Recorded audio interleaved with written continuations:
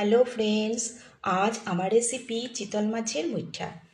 এটা আধুনিক বাঙালির রান্নাঘর থেকে প্রায় উঠেই গেছে। আমি আজ এটা বানিয়েছিলাম আর খেতেও অসম্ভব টেস্টি হয়েছিল।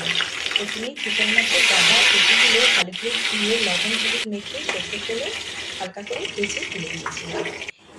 এরপর সবচেয়ে কঠিন কাজ, গাদাগুলোর কাটা ছাড়ানো। গাদাগুলোর কাটা ছাড়ানো হয়ে গেলে এর মধ্যে আমি দুটো আলু সেদ্ধ করে আগে থেকেই রেখে দিয়েছিলাম, দিয়ে দিয়েছিলাম।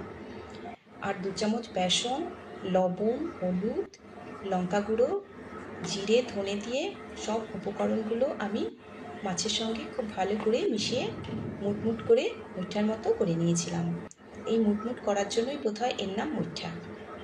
এরপর কিছু রেগুলার মশলা যেগুলো হয় সেটা আমি পেস্ট করে নিয়েছিলাম।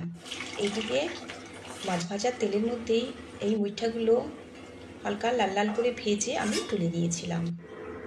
এরপর একই তেলের মধ্যে কিছু গোটা গরম মশলা, তেজপাতা আর জিরে ফোড়নে দিয়ে হালকা করে মশলাটা ভাজা করে নিয়েছিলাম। এরপর আলু দিয়ে দিয়েছিলাম। আলুটা হালকা করে ভাজা হয়ে গেলে এর মধ্যে আমি মশলা পেস্টটা দিয়ে খুব ভালো করে মশলাটা কষিয়ে নিয়েছিলাম।